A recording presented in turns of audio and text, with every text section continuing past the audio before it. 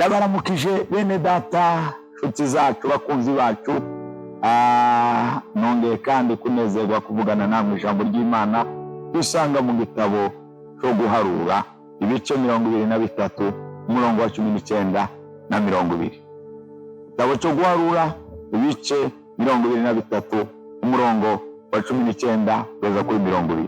Haravuga ngo erega Imana si umuntu ngo ibeshe kandi si umwana w'umuntu ngo yisubireko ibyo yavuze mbega izobikora, ibyo yashinze izobishita. Raba n'abariwe kubahezagira nayo yarabahezagiye, nanje sinshobora kubihindura. Amen. Mani habwe icubahiro. Jambo nguzaniye mwene data nje kuguhumuriza wewe wari ufite ibyo wabwiwe n'Imana, wewe wari ufite isezerano wahawe n'Imana, ariko ukabona risa n'iritebye, ariko ukabona ibinyuranye n'iryo sezerano. Birabaho cyane, birabaho ugasengera ikintu cyangwa ukizerera ikintu cyangwa Imana ikaba yarakubwiye ikintu cy'isezerano, ariko ukaba wabona ibintu byabirirwanya, ndetse aho kubona n'agacu gashaka kugaragaza ko bigira bigende neza, ukabona agacu kagaragaza ko byabigenda nabi. Ariko ndakuzaniye ihumure, ihumure rikubwira ngo Imana si umuntu. Ya Mana yavuganye nawe si umuntu mubeshe. Haleluya. Irashobora guteba niko uko Imana ikora ku mwanya wayo, Imana ikora ku gihe cyayo, igihe ku mwanya wayo, kuko hari ibikorera iki nuko atari umuntu. Si abantu barahinduka ariko yo ndihinduka. Abantu barashobora kuhinduka icyo yakubwiye akakubwira ngo sinkigishoboye, ariko yo si uko. Iyi sezeranye ikintu iragishita.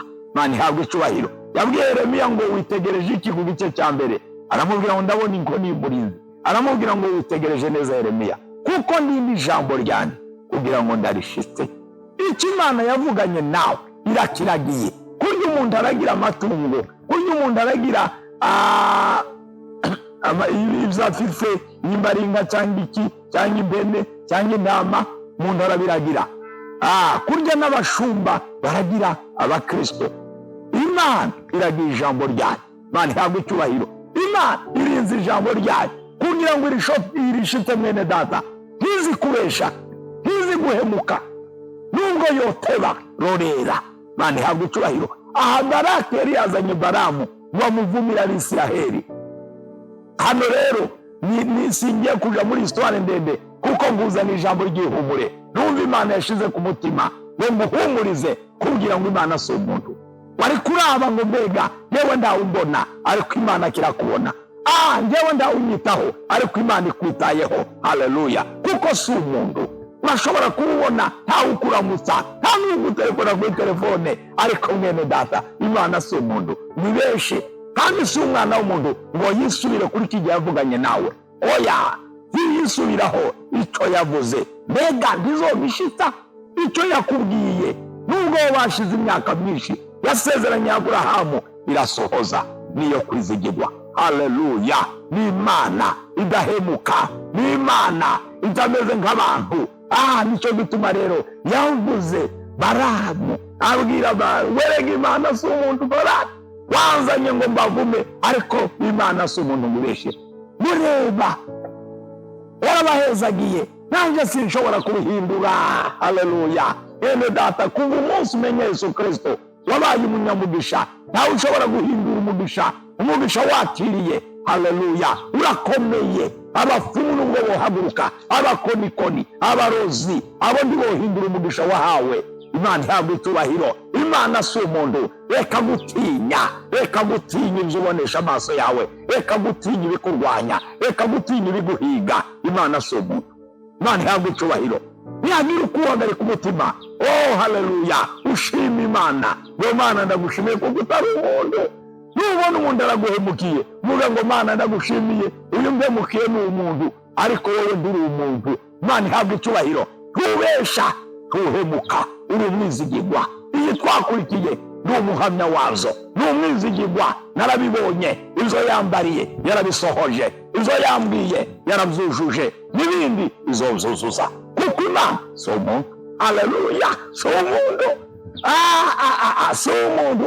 Muri yararirimbye ngo nta n'umwe bitobera, nta n'uwo bitokwira, we nubwo biteba kuza. humura reka gutinya, Imana si umuntu. Wowe ufite isezerano ramiriza, reka gutinya, reka kwihebura, bizosohora kuko Imana si umuntu. Yesu abaha umugisha, Yesu abiteho.